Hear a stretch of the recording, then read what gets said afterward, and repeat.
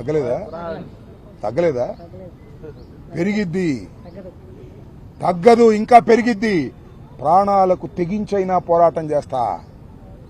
ఎంత ఘోరం అండి! నా ఫైర్ తగ్గించడానికి నన్ను అరెస్ట్ చేస్తారా? నా ఫైర్ తగ్గించడానికి నన్ను కొట్టడానికి ప్రయత్నం చేస్తారా? నా ఫైర్ తగ్గించడానికి 18 రోజులు జైల్లో పెడతారా? ఇంకా పదునెక్కుతా, ఇంకా ఫైర్ అవుతా.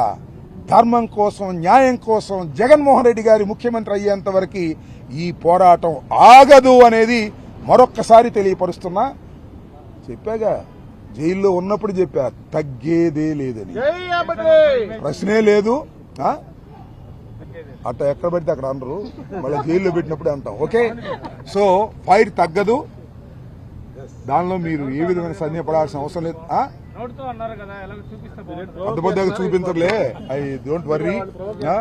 సంక్రాంతి ఆగాగాగు, సంక్రాంతికి డ్యాన్స్ చేస్తాను, జైల్లో ఉన్నప్పుడు సింబల్ ఇస్తాను. ఆగాగా నువ్వు ఇప్పుడు ఆ రోజును కూడా నేను ఎందుకన్నాను మీరు అర్థం చేసుకోండి. ఏదో హోంమంత్రి గారు ఉందంట, మాజీ మంత్రి గారు అంత ఇదిగా అంటున్నాను. ఎందుకన్నాను నేను? ఇలా మాట్లాడే అవకాశం నాకుందా? మీరు వస్తే నాకు ఇంటర్వ్యూ ఇచ్చే అవకాశం ఉందా? నా గురించి ఏమనుకుంటున్నారు చాలా మంది అని నాకు అనుమానం. రాంబాబు పని అయిపోయింది అనుకునేవాడు ఉంటాడు ఒకడు, రాంబాబు అయిపోయాడు అనుకుంటాడు ఒకడు, రాంబాబు ధైర్యం కోల్పోయాడు అనుకుంటాడు. ఒకే ఒక్క సింబల్తో రాంబాబు ధైర్యం కోల్పోలేదు, రాంబాబు తగ్గలేదు, రాంబాబు తగ్గడు.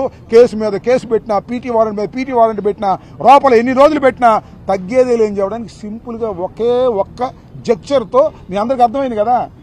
అలాంటి సందర్భంలో వాళ్ళు మాట్లాడడానికి ఇంత అవకాశం ఇచ్చినప్పుడు ఇంక జంక్చర్స్ ఎందుకు? మాటలే మాట్లాడుతున్నా కదా. అందువల్ల బ్రదర్